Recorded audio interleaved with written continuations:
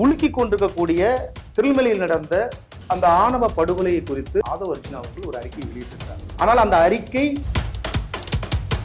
ரெண்டே பேருக்குல தான். அது திமுக வெர்சஸ் தாவேகா தான். தாவேகாவுக்கும் ஆண்டு கொண்டிருக்கக்கூடிய திமுகவுக்கும் தான் இன்னைக்கு வந்து களம். ஏற்கனவே கடந்த 2021 என்ன தவறு செய்தார்களோ அதே தவறு தான் 2026 செஞ்சு. எங்களுடைய கொள்கை எதிரி பாஜக, அரசியல் எதிரி திமுக. இந்த அடிப்படையில் நாங்கள் அதிமுகவை தோழமை சக்திகள்னு சொல்லல, எதிரிகள்னு சொல்லல. அவர்கள் களத்துல அவர்களுடைய ஏன் ஒரு சாஃப்ட் கார்னர் இருக்கு அதிமுக மேல? எங்கள் தலைவர் தான் வந்து மக்கள் விரும்பக்கூடிய நாம் தமிழர் உட்பட பல கட்சிகள் வந்து பல தேர்தலை சந்தித்து அவர்களால் அந்த வாக்குகளை ஏன் அறுவடை செய்யும்போது அந்த வாக்குகளை கொண்டு போய் சேர்க்கிற அளவுக்கு கிளை அளவிற்கு வந்து தமிழ்நாட்டில் கட்டமைப்பு வலுவாக இருக்கக்கூடிய கட்சி எது அப்படின்னு கேட்டீங்கன்னா இன்னைக்கு தேதியில திமுக அதிமுக விட ஒருபடி மேல.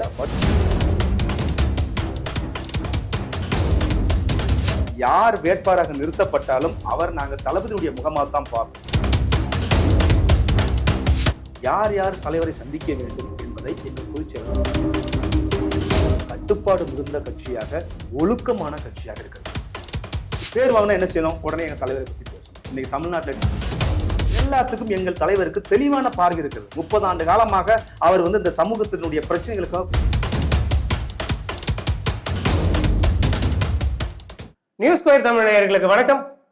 இன்று நம்மோடு இணைந்திருப்பவர் தமிழக வெற்றி கழகத்தின் மாநில கொள்கை பரப்பு இணை செயலாளர் பேராசிரியர் முனைவர் திரு சம்பத்குமார் அவர்கள்.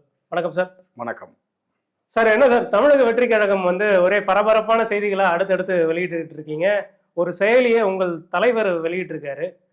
ஒரு அரசியல் ஸ்டேட்மெண்ட் ஒன்று தெரிவிச்சிருக்காரு. அதாவது 1967 77 போல மீண்டும் 2026 ஆட்சி மாற்றம் ஏற்பட போகுது அப்படின்னு சொல்லியிருக்காரு. தாவேகா எந்த அளவுக்கு நம்பிக்கையோட சொல்றீங்க சார்? இந்த அதாவது பரபரப்புன்னு ஒரு விஷயம் சொன்னீங்க. 2/2/2024 கட்சி தொடங்கிய நாளிலிருந்து இன்று வரை தமிழக வெற்றி கழகத்தினுடைய வருகை என்பது தமிழ்நாட்டினுடைய அரசியல் களத்தில் ஒரு பரபரப்பை ஏற்படுத்தியிருக்கிறது. மக்கள் மத்தியில் மிகப்பெரிய ஒரு செல்வாக்கை நாங்கள் பெற்றுக்கொண்டிருக்கிறோம். எங்கள் தலைவர் ஏற்கனவே தமிழ்நாடு முழுவதும் மட்டுமல்ல, உலகில் எங்கெங்கெல்லாம் தமிழர்கள் வாழ்கிறார்களோ அவருடைய உள்ளத்திலும் இல்லத்திலும் ஏற்கனவே வந்து ரீச் ஆனவர்.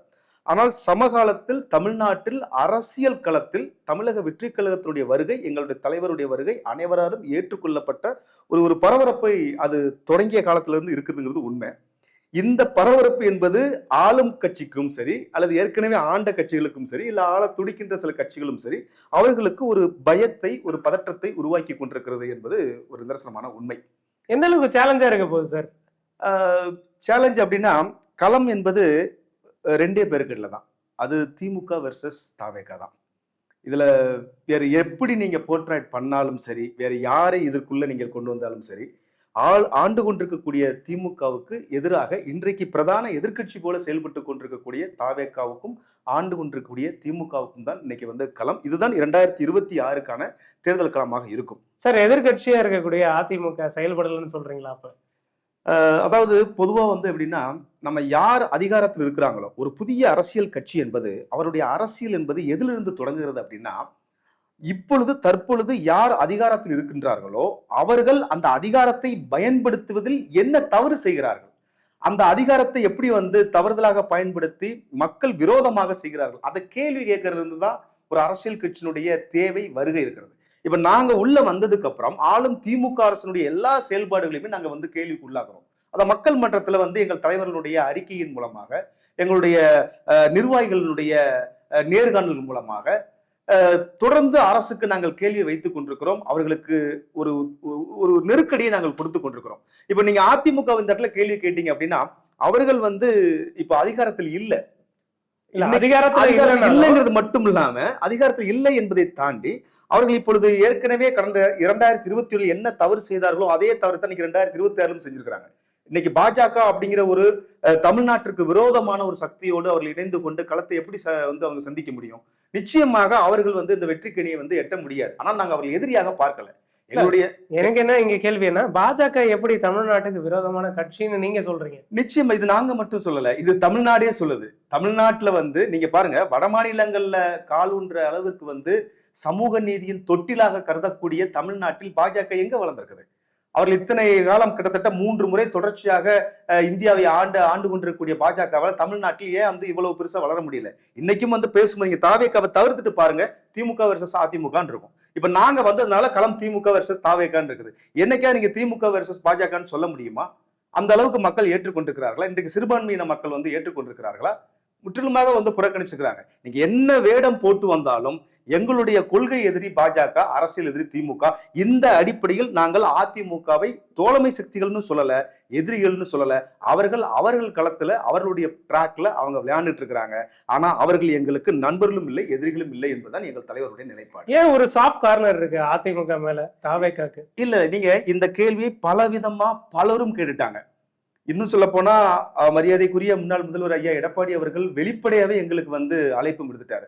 ஆனா நடந்து முடிந்த 2வது செயற்குழுவிலுமே நாங்க ரொம்ப தெளிவா சொல்லிட்டோம். நாங்கள் ஒரு பொழுதும் பாஜகவோட, திமுகவோட அல்லது வேற எந்த அணியிலும் நாங்கள் இணைய போவது கிடையாது. தமிழ்நாட்டில் தமிழக வெற்றி கழகத்தினுடைய தலைவர் எங்களுடைய ஆருயிர் அண்ணன் விஜய் அவர்கள் தலைமையில் தான் நாங்கள் ஒருவேளை கூட்டணி உருவானால் எங்கள் தலைவருடைய தலைமையில் தான் கூட்டணி உருவாகும்.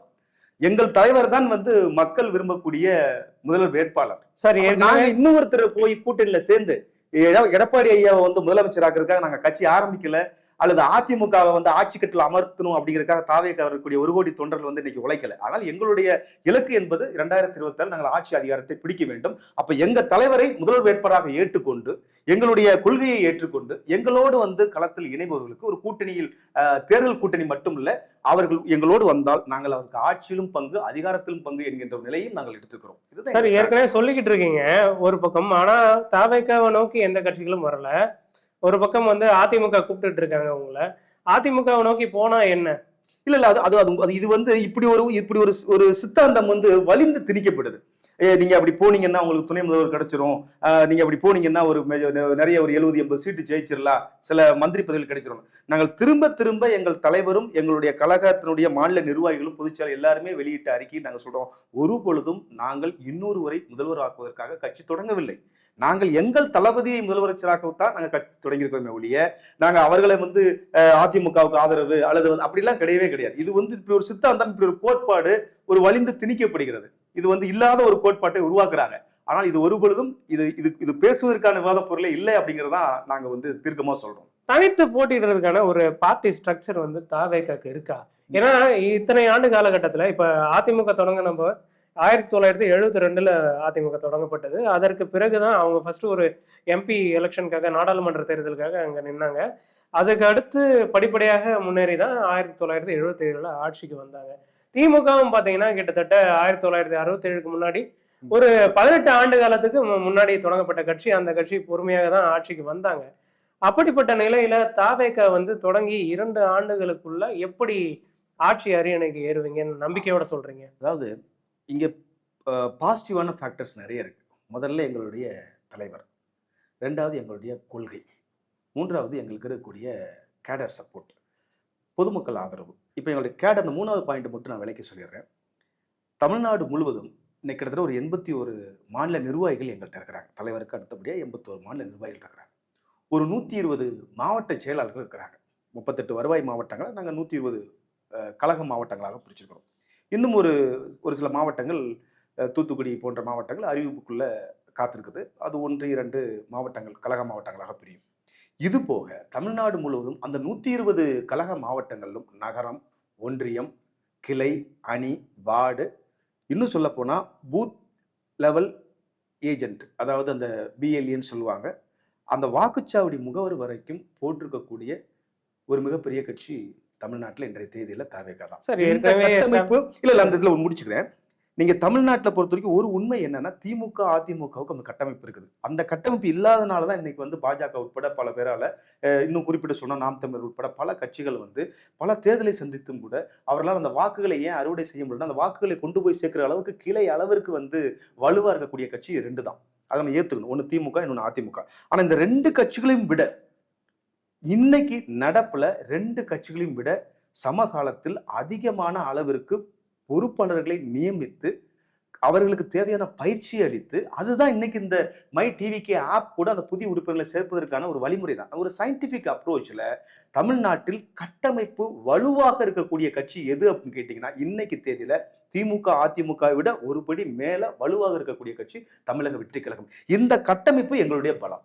இந்த கட்டமைப்பின் மூலமாக எங்களால் என்ன செய்ய முடியும்? வாக்குகளை சுலபமாக நாங்கள் பெற முடியும். ஏன்னா ஏற்கனவே அவர்கள்ட்ட மக்கள்கிட்ட நாங்கள் செல்வாக்கு பெற்றிருக்கிறோம். கடந்த எங்களுடைய செயல்பாடை தொடர்ந்து பார்த்துட்டு இருக்கிறாங்க. சமூக வலைதளங்கள் மூலமாகவும் களத்திலையும் வரக்கூடிய ஆதரவை நீங்க பார்க்கலாம். அப்ப நிச்சயமாக இந்த கட்டமைப்பில் இருக்கக்கூடிய அத்தனை நிர்வாகிகளும் ஒரு கோடிக்கு மேற்பட்ட தொண்டர்களும் எங்களுக்கு தேவையான வெற்றிகளை கொண்டு வந்து சேர்ப்பாங்க அப்படிங்கிறது ரொம்ப ஆணித்தரமாக இருக்கிறோம். சார், இப்ப அதிமுக திமுகவுக்கு ஒரு கட்டமைப்பு இருக்கு சார். ம். அந்த கட்டமைப்பு பாத்தீங்கன்னா லைக் அவங்க வந்து ஏற்கனவே பல எலெக்ஷன்ஸை பார்த்துருக்காங்க. ம். இப்போ நீங்க எந்த ஒரு ஃப்ளோர் டெஸ்ட்டுமே பண்ணாம, அதாவது தேர்தலில் பங்கேற்காம நேரடியாக 2026 தேர்தலில் நீங்க களமிறங்கும் போது அதுல இருக்கக்கூடிய ப்ரோஸ் அண்ட் கான்ஸ் எல்லாம் நீங்க அனலைஸ் பண்ணிட்டு தானே அந்த எலெக்ஷனுக்கு போகணும். இதுக்கு முன்னாடி இருக்கக்கூடிய தேர்தலில் எதுலையுமே பங்கேற்காம 2024 நாடாளுமன்ற தேர்தலில் பங்கேற்கல. அப்படின்றப்ப இந்த தேர்தலை எந்த அளவுக்கு நீங்க எதிர்கொள்ள தயாரா இருக்கீங்க? இல்ல, அதாவது கட்சி ஆரம்பிக்கின்ற பொழுதே எங்கள் தலைவர் கொடுத்த அந்த கட்சி தொடக்கத்திற்கான அறிவிப்பிலேயே நாங்கள், அதாவது 2024 பிப்ரவரி, அப்போ அந்த சமயத்தில் வரக்கூடிய நாடாளுமன்ற தேர்தல் நாங்கள் போட்டியிடப் போவதில்லை. ஈரோடு உட்பட எந்த இடைத்தேர்தலையும் நாங்கள் போட்டியிடப் போவதில்லை. எங்களுடைய இலக்கு 2026 சட்டமன்ற பொதுத் தேர்தல் அப்படிங்கிறத நோக்கி தான் நாங்கள் நகர்ந்துட்டு இருக்கிறோம்.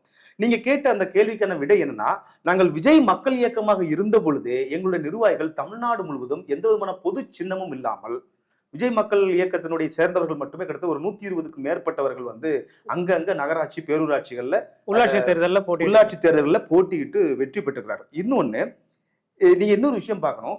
கட்சி ஆரம்பிக்கு முன்னாடி வரைக்கும் விஜய் மக்கள் இயக்கத்தில் இருந்தவங்க, அண்ணன் ஆரியர் தளபதியினுடைய ஆதரவாளர்களாக இருந்தவர்கள் எல்லாமே வேற வேற கட்சியில இருந்தவங்க. நீங்க அந்த ஒரு விஷயத்தை நீங்க பார்க்கணும். இதற்கு முன்ன ஏன் ஈவன் கட்சி ஆரம்பிச்ச 2026 நாடாளுமன்ற தேர்தல் கூட நாங்க வேற வேற கட்சிக்கு சில பேர் வந்து நினைச்சிருக்காங்க, வாக்களிச்சிருக்காங்க. கட்சி ஆரம்பிக்கு முன்னாடி விஜய் மக்கள் இயக்கத்தில் இருந்திருப்பாங்க. ஆனா அவர்கள் ஏதோ ஒரு கட்சிக்கு ஆதரவாளராக இருந்திருப்பாங்க, அங்க பொறுப்பு வைத்திருக்கிறாங்க. இன்னைக்கு கட்சி ஆரம்பிச்சு விட்டுன்னா பல பேர் அந்த பொறுப்பை விட்டுட்டு திமுக, அதிமுக, பாஜக போன்ற பல கட்சிகள்ல இருந்து அந்த பொறுப்புகளை விட்டுட்டு, என்னுடைய தலைவன் கட்சி ஆரம்பிக்கல, நான் வேற கட்சியில இருந்தேன், கட்சி ஆரம்பிச்சார், எனக்கு அந்த கட்சி வேண்டாம் இருக்கிறாங்க. அவர்கள் அந்த திமுக, அதிமுகவில் இருந்தவர்கள், அங்க வந்து பொறுப்பு வைத்தவர்கள், ஆதரவாளராக இருந்தவர்கள், தேர்தல் பணி செய்தவர்கள். அப்ப வந்து கட்சி கிடையாது. எனவே வந்து விஜய் மக்கள் இயக்கத்தில் இருக்கும்போது அது வந்து அரசியல் கட்சி கிடையாது என்பதனால மக்கள் இயக்கத்தில் இருந்துகிட்டு அங்க இருந்தவங்க பல பேர் இன்னைக்கு உள்ள வந்துக்கிறாங்க. அரசியல் அனுபவம் பெற்றவர்கள். அப்படி நம்ம வந்து எல்லாருமே புதுசு, இவர்களுக்கு எதுவுமே தெரியாதுன்னு சொல்லிட முடியாது. ஈவன் சொல்ல போனா சுயேட்சையில வேட்பாளர்கள் நின்றுக்கிறாங்க. சின்ன சின்ன உள்ளாட்சி வார்டு தேர்தல் கூட எங்க நிர்வாகிகள் நின்றுக்கிறாங்க, அதெல்லாம் ஜெயிச்சிருக்கிறாங்க. அப்படி பார்த்தீங்கன்னா எங்கள் கட்சியில் இருக்கக்கூடியவர்கள் அரசியல் அனுபவம், குறைந்தபட்ச அனுபவம் கொண்டவர்களாக இருக்கிறார்கள். அதே போல அரசியலில் வந்து ஆழ்ந்த அனுபவம் கொண்டவர்கள் எங்களுக்கு வந்து ஆலோசகர்களாக இருக்கிறார்கள். அவர்கள் வந்து எங்கள் தலைவருக்கு தேவையான, அந்த தலைவர் கேட்கின்ற பொழுது அவர்களுக்கு தேவையான அந்த அரசியல் வழிமுறைகளை சொல்வதற்கும் எங்களுக்கு ஆட்கள் இருக்கிறார்கள். சார், இப்ப தமிழக வெற்றி கழகத்துல இணைஞ்சிருக்கக்கூடிய நபர்கள் யாரு ஸ்டார் கேண்டிடேட்ஸா இருக்காங்க? ஏன்னா பெருசா இந்த பார்ட்டியில ஒரு ஃபேஸஸே இல்லை அப்படின்னு சொல்லி, அதாவது பெரிய முகங்கள், அறிமுகமான முகங்கள் யாருமே இல்லை அப்படின்னு சொல்லப்படுது.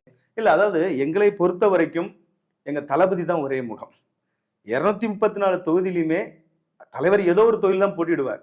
ஆனால் எந்த தொகுதியில யார் வேட்பாளர் நின்னாலும் அவர் தலைவராக நாங்கள் நினைத்துத்தான், தலைவருடைய பிரதிநிதியாக நினைத்துத்தான் நாங்க வந்து பணியாற்ற போறோம்.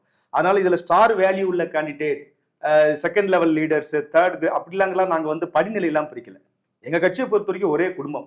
எந்த தொகுதியில யார் வேட்பாளராக நிறுத்தப்பட்டாலும் அவர் நாங்க தளபதியுடைய முகமாக தான் பார்ப்போம். அதனால அவருக்கு வந்து எங்களுடைய உழைப்பும், அதே போல மக்களும் அப்படித்தான். அண்ணன் விஜய், தளபதி விஜய் தாவேக்கால இருந்து ஒரு வேட்பாளர் நிற்கிறாரு தான் பார்ப்பாங்க. அவர் வந்து வினோதா, சம்பத்தை அவங்க பார்க்கறது இல்லை. அதனால இந்த நம்பிக்கை எங்களுக்கு இருக்குது. அதே மாதிரி ஒரு சின்னம் வரும்பொழுதும் அதை எளிமையாக எங்களால் மக்கள் மத்தியில எத்தனை நாட்களுக்கு தேர்தலுக்கு முந்தி எத்தனை நாளுக்கு முன்னாடி வந்தாலும் அதை கொண்டு போய் சேரக்கூடிய ஆற்றல் எங்களுக்கு இருக்குது. அந்த அளவுக்கு சமூக வலைதளங்கள்ல எங்களுடைய கட்சி தோழர்கள் மிகுந்த வலிமையோட இருக்கிறாங்க. அதே மாதிரி களத்திலையும் கொண்டு போய் வீடு வீடாக கொண்டு போய் சேர்க்கக்கூடிய அளவுக்கும் நாங்கள் வந்து ரொம்ப பலத்தோடு இருக்கிறோம். அதனால் நிச்சயமாக இந்த கேண்டிடேட்ல வந்து இவர் ஸ்டார் அப்படிங்கிற ஒரு பாகுபாடு எங்களுக்கு இல்லை. எல்லாருமே நாங்கள் தளபதியினுடைய பிரதிநிதியாக நாங்கள் பார்ப்போம். ஏன்னா எப்பயுமே கட்சியோட பிரதான முகமா வந்து விஜய் அவர்கள் இருக்கும் பொழுது, ஒரு பக்கம் புசி ஆனந்த் அவர்கள் வந்து அவருடைய ஆதிக்கம் கட்சியில இருக்கு அப்படின்னு சொல்லப்படுது. மற்ற யாருக்குமே அங்க இடம் அளிக்கப்படுறது இல்லை அப்படின்னு ஒரு பார்வை இருக்கு சார். இல்ல இது இது இது வந்து எங்க கட்சியின் மீதும், எங்களுடைய பொதுச்செயலாளர் மீதும் வந்து இது சுமத்தப்படக்கூடிய ஒரு ஒரு குற்றச்சாட்டு, ஒரு அவதூறு இது. நீங்க வந்து ஒரு தியாகத்தினுடைய ஒரு திருவுருவமாகத்தான் நீங்க பொதுச்செயலர பார்க்கணும். தன்னுடைய அ வாழ்க்கையில பெரும்பாலான காலகட்டங்கள் அவர் வந்து விஜய் மக்கள் இயக்கத்தில தான் அவர் இருந்திருக்கிறாரு. ரசிகர் மன்றம் வந்து நற்பணி மன்றமா மாறுது. நற்பணி மன்றம் வந்து விஜய் மக்கள் இயக்கமா மாறுது. மக்கள் இயக்கத்தில வந்து 234 சட்டமன்ற தொகுதிக்கும் பொறுப்பாளர்களை போட்டு, தளபதிக்கு பதிலாக தளபதியினுடைய தளபதியாக களத்தில் இறங்கி அவர் வந்து வேலை செய்தவர். இன்றைக்கு எந்த ஒரு சட்டமன்ற தொகுதி இல்ல, மாவட்டம் இல்ல, சட்டமன்ற தொகுதி இல்ல, ஒரு ஒன்றிய, நகர பொறுப்பாளர்களுடைய பெயரை கூட கூப்பிட்டு சொல்லக்கூடிய அளவிற்கு வந்து நெருக்கமா ஒரு குடும்பத்தில அண்ணன், அப்பான்னு சொல்ற அளவுக்கு தான் இருக்கிறார். அவருடைய தியாகம், அவருடைய உழைப்பு, அவருடைய இந்த நிர்வாகம் என்பது எங்களுக்கு கிடைத்த மிகப்பெரிய ஒரு வரம், ஒரு சொத்து எங்களுக்கு. அத தலைவர் முழுமையா நம்புறார், பொதுச் செயலாளர். நாங்கள் அவரை முழுமையாக நம்புகிறோம். அதனால இதுல வந்து வெளியிலிருந்து வரக்கூடிய விமர்சனங்கள் வந்து எங்கள ஒண்ணுமே செய்யாது. எங்களுக்கு வந்து தலைவருக்கு நாங்க எவ்வளவு மரியாதை குடுக்குறோமோ, அதேபோல தலைவருடைய தளபதிக்கும் நாங்கள் அதே மரியாதையும், அன்பும் நாங்க காமிக்கிறோம். இது ஒரு குடும்ப உறவா தான் இருக்கு. அதனால இதுல அவருடைய பங்கு என்பது அளப்பரியது. ஒரு கட்டுக்கோப்பாக இந்த இயக்கத்தை நடத்துவதற்கு எங்களுடைய பொதுச்சாருடைய பங்கு வந்து மிக மிக அளப்பரியது. சார் அவர் வந்து உங்களுடைய கட்சி தலைவரை பார்க்க விடாம பண்றாரு, தடை போடுறாரு. முக்கியமான நிர்வாகிகளை கூட அவர் சந்திக்கிறதுல சில முட்டுக்கட்டைகளை போடுறாரு அப்படின்னு சொல்லப்படுது சார். விஜய் அவர்களை நேரடியா எங்களால போய் அணுக முடியல அப்படின்னு சொல்லி உங்களுடைய கட்சி நபர்களே சிலர் வந்து சொல்லியிருக்காங்க சார். இல்ல கட்சியில இருந்து வெளியேறிய நபர்களும் இல்ல வெளியேறியவர்கள் மட்டும்தான் அதை பேச முடியும், அல்லது வெளியில் இருப்பவர்கள் மட்டும்தான் பேச முடியும். ஏன்னா இது வந்து ஒரு கட்டுக்கோப்பான கட்சி. 2027 நாங்கள் ஆட்சியை பிடிக்கணும் அப்படிங்கிறது வெறும் எழுத்துலயும் பேச்சிலையும் மட்டும் இல்லை. இதை நாங்கள் திட்டமிட்டு ஒரு ஸ்ட்ராட்டஜிக்கலா நாங்க ஒவ்வொரு வார்த்தையும் சரி, நாங்க பேசுறது, எழுதுறது, செயல்படுறது எல்லாமே இன்னும் மாநில நிர்வாகிகளா நாங்கெல்லாம் ஒரு சமூக வலைதளங்கள்ல ஒரு போஸ்ட் நாங்க அப்படியே ஆன் தி ஸ்பாட் போட்டுற முடியாது. ஏன்னா எல்லாமே வந்து கட்சிக்கு வந்து வலு சேர்க்கிற விதமா தான் இருக்கணும். ஒரு வார்த்தை கூட கட்சிக்கு பின்னடைவு ஏற்படுத்தக்கூடாது என்பதில் நாங்க கவனமா இருக்கிறோம். இப்ப தலைவரை வந்து ஏன் பார்க்கணும், யார் யார் பார்க்கணும், எப்பப்ப பார்க்கணும் என்பதை நாங்கள் முடிவு செய்து தான் வச்சிருக்கிறோம். இப்ப இன்னைக்கு ஒரு ஆப் வந்து இன்னைக்கு வந்து ஓபன் பண்றோம். அப்ப அந்த ப்ரோகிராமுக்கு தலைவர் வர்றாரு. ஒரு பயிற்சி இருக்குது. அன்னைக்கு தலைவர் வருவார். இன்னும் சொல்லப்போனா அடுத்தடுத்து மாநாடு, மண்டல மாநாடு, இன்னும் வந்து சுற்றுப்பயணம் இதெல்லாம் வந்து தலைவர் வெளியே வருவாரு. யாரை சந்திக்கணுமோ தலைவர் சந்தித்துக் கொண்டிருக்கிறார். யார் யார் தலைவரை சந்திக்க வேண்டும் என்பதை எங்கள் பொதுச் செயலாளர் முடிவு செய்வார். இது ஒரு கட்டுக்கோப்பான எந்த அளவுக்கு நாங்கள் அன்பால் பிணைக்கப்பட்டிருக்கிறோமோ, அதே அளவுக்கு நாங்கள் விதிமுறைகளுக்கு உட்பட்டு விளையாடுகிறோம். விதிமுறையை நீங்க வந்து தவிர்த்துட்டு விளையாண்டீங்கன்னா அந்த அந்த விளையாட்டு ருசிக்காது. இப்படிதான் பண்ணணும்னா அது அப்படிதான் பண்ணணும். அப்பதான் நாங்க வந்து இந்த இலக்கை நாங்கள் அடைய முடியும். எங்க டைவர்ஷனுக்கு இங்க வேலையே இல்ல. புதுசா உள்ள வந்தவங்களுக்கு இந்த கட்டுப்பாடுகளுக்குள்ள இருப்பதற்கு அவர்களுக்கு உடன்பட முடியாதவர்கள் வெளியே போவாங்க. வெளியில இருந்து பார்க்கிறவங்களுக்கு என்ன இவ்வளவு தூரம் இந்த இயக்கம் என்பது கட்டுக்கோப்பா இருக்குது அப்படிங்கிறதுக்கு அவங்களுக்கு ஆச்சரியமா இருக்கும். அதனால இந்த இயக்கமானது எங்களுடைய தமிழக வெற்றி கழகமானது ஒரு மிகப்பெரிய லட்சியத்தோடு நாங்கள் இருக்கிறோம். ஒரு புதிய தலைமுறையைச் சேர்ந்த இளைஞர்கள் இன்னைக்கு அரசியலுக்குள்ள வந்துக்கிறாங்க. இதுவரை அரசியல் சொன்னாலே அநாகரிகம், ஆடம்பரம் அல்லது வந்து அது ஒரு ஆபத்தானது அப்படின்னு வெளியில இருந்தவங்க நீங்க வரக்கூடிய ஒவ்வொரு கூட்டத்திலையும் பாருங்க 50 வயதை தாண்டியவர்கள் வந்து கம்மியா தான் இருப்பாங்க. 18 வயதுல இருந்து 50 வயதுக்கு இருக்கக்கூடிய அவர்கள் புதுசா இது வரைக்கும் ஒரு ஐடி கம்பெனில வேலை பார்த்தவங்க, என்னை மாதிரி பேராசிரியர் இருந்தவங்க, மருத்துவரா இருக்கக்கூடியவங்க, சுயதொழில் பண்ணக்கூடியவங்க, உடல் உழைக்கூடிய தொழில் செய்யக்கூடியவங்க எல்லாருமே வந்து எங்க கட்சியை நோக்கி வர்றாங்க அப்படின்னா இந்த கட்சியுடைய கொள்கை மட்டும் இல்ல, இந்த கட்சி கட்டுப்பாடு மிகுந்த கட்சியாக, ஒழுக்கமான கட்சியாக இருக்கிறது. இதற்குள் இணைந்து செயல்பட முடியாதவர்கள் ஆட்டோமேட்டிக்கா வெளில போயிருவாங்க. சார் ஆனா நீங்க அப்படி சொல்றீங்க கட்டுக்கோப்பாக இருக்காங்கன்ட்டு. இப்ப வர்ச்சுவல் வாரியர்ஸ்னு விஜய் அவர்கள் சொன்னாரு. இந்த வர்ச்சுவல் வாரியர்ஸ் வந்து என்ன அபியூஸ் பண்றாங்க, தரக்குறைவா பேசுறாங்க அப்படின்னு சொல்லிட்டு சமீபத்துல தமிழக வெற்றி கழகத்துல இருந்து விலகிய வைஷ்ணவி அவர்கள் வந்து பேசியிருந்தாங்க. அவங்க தற்போது திமுகல இருக்காங்க. வைஷ்ணவி அவர்களுடைய கருத்தை நீங்க எப்படி பாக்குறீங்க சார்? அதாவது விர்ச்சுவல் வாரியர்ஸ் அப்படின்னு சொல்லக்கூடிய அளவிற்கு ஒரு கட்சியில ஐடி விங்னு யாராவது ஒரு டீம் தான் இருக்கும். ஆனா எங்களுடைய தமிழக வெற்றி கழகத்துல இருக்கிற எல்லாருமே ஐடி விங் தான். சமூக வலைதளத்தை மிக சிறப்பாக பயன்படுத்தக்கூடியவர்கள் தமிழக வெற்றி கழகத்தினர்.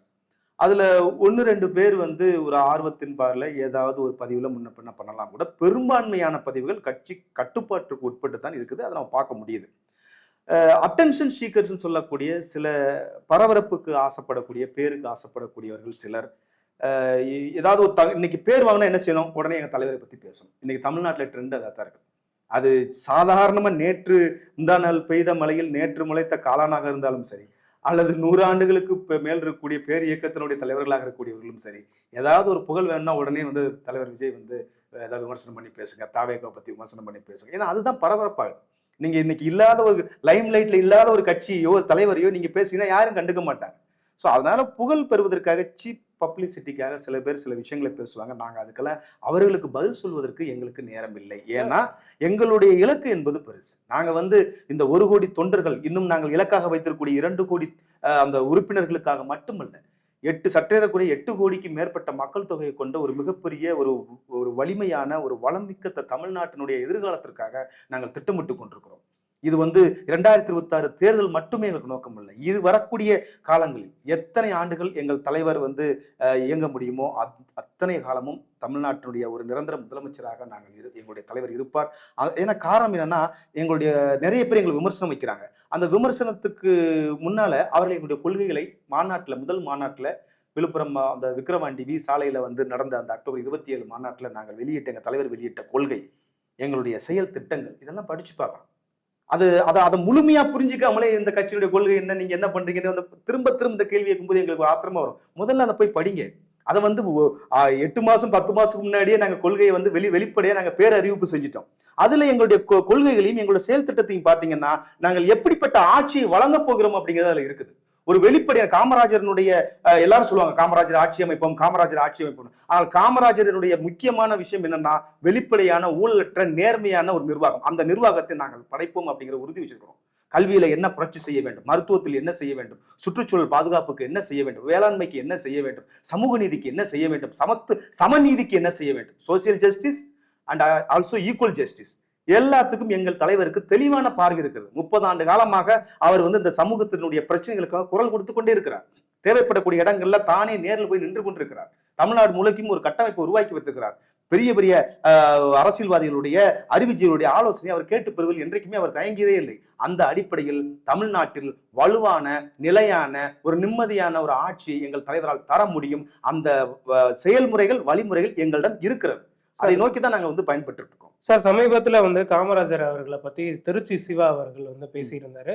அதுக்காக தமிழக வெற்றி கழகத்தின் சார்பா எந்த அளவுக்கு போராட்டம் முன்னெடுக்கப்பட்டது, இது ஒரு கேள்வி. இன்னொரு பக்கம் வந்து தமிழக வெற்றி கழகம் எந்த அளவுக்கு ஒரு மாஸ் மூவ்மெண்ட்டை கிரியேட் பண்ண போறாங்க வரக்கூடிய 2026 தேர்தலுக்காக, இங்க இருக்கக்கூடிய ஆட்சியாளர்களை எடுத்து எந்த அளவுக்கு ஒரு மாஸ் மூவ்மெண்ட்டை கிரியேட் பண்ண போறீங்க? இப்ப 2 கேள்வி இருக்கு. இப்ப இதே மாதிரி எங்களுடைய கொள்கை தலைவர்கள்ல மொத்தம் 5 பேர். இப்ப வீரமங்க வேலுநாச்சியார் அம்மையார் அவர்கள் குறித்தோ அல்லது வந்து சமூக சேவகர் மக்கள் சேவகர் அஞ்சலி அம்மாள் குறித்தோ அதிகமா விமர்சனங்கள் வர்றதில்லை. அம்பேத்கர் குறித்து அவ்வப்போது சில விமர்சனங்கள் வர்றது உண்டு. சமீப காலமாக தந்தை பெரியாரை குறித்து விமர்சனங்கள் அதிகமா வர்றது உண்டு. இது நான் ஏற்கனவே சொன்ன அந்த ஒரு விஷயம் தான், சீப் பப்ளிசிட்டி தான். யாரை நாங்கள் உயர்த்தி பிடிக்கிறோமோ, யாரை நாங்கள் கொள்கை தலைவர்களாக வைத்திருக்கிறோமோ அவர்களை குறித்து ஒரு விமர்சனம் வைக்கும் போது உடனே நாங்க வந்து எங்களுடைய அட்டென்ஷன் நாங்க டைவர்ட் ஆகும்னு நினைக்கிறாங்க. ஆனா சமீபத்துல திருச்சி சிவா அவர்கள் எம்பி அவர் வந்து காமராஜர் குறித்து சொன்ன ஒரு செய்தி, அவருடைய தலைவரை உயர்த்தி பேசுவதாக நினைத்துக் கொண்டு காமராஜரை சிறுமைப்படுத்திருக்கிறார். இதற்கு சமீபத்தில் சேலத்தில் நடந்து முடிந்த எங்களுடைய கட்சியினுடைய முதல் மாநில கொள்கை விளக்க பொதுக்கூட்டத்தில் எங்களுடைய தேர்தல் பிரிவு பொதுச் செயலாளர் ஐயா ஆதவ அர்ஜுனா அவர்கள் மிக தெளிவாக சொல்லிட்டார். காங்கிரஸ்காரங்க கேட்கிறாங்களோ இல்லையோ நாங்க கேட்போம்னு சொல்லி அதுக்கு ஒரு அறிக்கையை நாங்க வெளியிட்டிருக்கிறோம். ஆனா அதே நேரத்தில் இவர்கள் பேசிக்கிட்டு கொண்டிருப்பவர்களுக்கெல்லாம் நாங்க பதில் சொல்லிட்டே இருக்கணும் அப்படின்னு எதிர்பார்க்கவும் முடியாது. ஏன்னா கடந்த காலத்தில் பிற்காலத்தை நம்ம பேசிட்டு இருக்கிற விட வருங்காலத்தை பற்றி நாங்கள் பேசணும் எங்க தலைவர் அடிக்கடி சொல்வார். அடுத்து என்ன செய்ய போறோம், நாளைக்கு என்ன செய்ய போறோம் அப்படிங்கிறது. அதனால இந்த விஷயத்தை பொறுத்த வரைக்கும் காமராஜர் மட்டும் இல்ல, பெரியார் இல்ல, எங்கள் கொள்கை தலைவர்களையும் அதே போல மக்கள் ஏற்றுக்கொண்ட தலைவர்கள், இந்த நாட்டிற்காக உழைத்த தலைவர்கள் யாரும் விமர்சனம் பண்ணக்கூடாது. அப்படி பண்ணா நாங்க கேட்போம். ஆனா அதே நேரத்துல வந்து அதுலயும் நாங்க வந்து உள்ள தேங்கி நிக்க மாட்டோம். இது ஒண்ணு. 2வது, இனிமே வரக்கூடிய காலகட்டங்களில் இந்த மாநாடு ஆகஸ்ட் 25 மாநாடு, தலைவருடைய சுற்றுப்பயணம், மண்டல மாநாடுகள், அதே மாதிரி கொள்கை விளக்க பொதுக்கூட்டங்கள், இது எல்லாத்துக்கும் ஈக்குவலாக ஒரு பக்கம் உறுப்பினர் இந்த செயலி இருக்கு பார்த்தீங்களா, ஆப், அதன் மூலமா உறுப்பினர் சேர்க்கை, மறுபக்கம் எங்கள் கொள்கைகளை பரப்புரை செய்வது, 3வது பக்கம் மக்களுக்காக போராடுவது என்பதை நாங்கள் முடிவெடுத்திருக்கிறோம். அதான் நான் முதல்லயே சொன்னேன், தமிழ்நாட்டினுடைய பிரதான எதிர்க்கட்சி தாவேகா தான் என்று மக்கள் ஏற்றுக்கொள்ளும்படியாக உள்ளூர் அளவிலிருந்து தமிழ்நாட்டை பாதிக்கக்கூடிய பிரச்சனைகள் வரை எல்லாவற்றுக்கும் நாங்கள் களம் காணுவதற்கு நாங்கள் தயார்படுத்தி கொண்டிருக்கிறோம். இப்ப சின்ன சின்ன அறிக்கைகள் வருது, சின்ன சின்ன அளவில் எங்கள் மக்கள் வந்து எங்களுடைய தொண்டர்கள் தோழர்கள் ஆங்காங்கே போராடிட்டு இருக்கிறாங்க. இனி வலுவாக இருக்கும். இந்த தமிழ்நாட்டில் இருக்கக்கூடிய ஒவ்வொரு பிரச்சனை, அது அந்த ஒரு வார்டு பிரச்சனை, அந்த வார்டு நிர்வாகிகள் போய் போராடுவாங்க. அது தமிழ்நாடு அளவுக்கு ஒரு மாநில அளவிலான பிரச்சனை அப்படின்னா அது நிச்சயமா இப்ப அஜித்குமார் அவருடைய அந்த கஸ்டோடியல் டெத் பிரச்சனை வந்துச்சு. அதுக்கு நீங்க தலைவரை நேரில் களத்தில் ஒரு ஆர்ப்பாட்டம் பண்ணோம். இது போன்ற போராட்டங்கள், இது போன்ற ஆர்ப்பாட்டங்கள் மக்கள் தேவைக்காக நாங்கள் குரல் கொடுத்து களத்திற்கு வருவதற்கு நாங்கள் திட்டமிட்டிருக்கிறோம். ஒரு வலுவான எதிர்க்கட்சியாக நாங்கள் மக்கள் பக்கம் நிற்போம். தமிழ்நாட்டு மக்களுக்கு எப்பொழுதுமே ஆளுகின்ற அரசின் மீது ஒரு கோபம். யார் வர வேண்டும் என்பதை விட யார் வரக்கூடாது என்பதில் தமிழக மக்கள் தொடர்ச்சியாக திமுகவால் 2021 வெற்றி பெற்றதை போல 2026 வெற்றி பெற முடியாது. ஏனால் மக்கள் இந்த ஆட்சி அகல வேண்டும் என்று இயல்பாகவே மக்கள் மத்தியில் ஒரு எண்ணம். யாரு ஆல்டர்னேட்டிவ் அப்படின்னு தெரிஞ்சது, இங்க there is no other alternative. யாருமே இல்லை, ஒரே ஒருத்தர் தான், அது தமிழக வெற்றி கழக தலைவர். மக்கள் எப்பொழுதுமே தமிழ்நாட்டு மக்கள் வெற்றி பெறுவர்களுக்கு மட்டும்தான் வாக்களிப்பாங்க. தோத்து போறவங்களுக்கு நாங்கள் விலக்கு பெற முடியும் என்பதில் நாங்கள் தெளிவாக இருக்கிறோம். நிச்சயமாக நீட்டில இருந்து எங்களால் விலக்கு வாங்க. களத்துல நாங்க மக்களோட மக்களாக நிற்கிறோம். வீடு வீடாக போறோம். மக்களிடத்துல நாங்க நிற்கிறோம். அவர்கள் எங்களை அரவணைக்கிறாங்க. வாங்க, உங்க தலைவர் தான் எங்க ஓட்டு. உலுக்கி கொண்டிருக்கக்கூடிய திருநெல்வேலியில் நடந்த அந்த ஆணவ படுகொலையை குறித்து ஆதவ அர்ஜுனா அவர்கள் ஒரு அறிக்கை வெளியிட்டிருக்கிறார். ஆனால் அந்த அறிக்கை பெரியாரையும் அம்பேத்கரையும் நாங்கள் முன்மாதிரியாக வைத்திருப்போம் சொல்லக்கூடிய இந்த தமிழ்நாடு ஆளும் திமுக அரசு எத்தனை நிமிடங்கள் பேச வேண்டும் என்பதை குவான்டிடேட்டிவ், நீங்க அந்த விஷயத்தை நீங்க பாக்குறீங்க. நாங்க குவாலிட்டியை பேசுறோம். துண்டுச்சீட்டு வச்சு படிக்கிறவங்க கூட தப்பா வாசிக்கிற ஆட்கள் இருக்கிறாங்க இந்த தமிழ்நாட்டில்.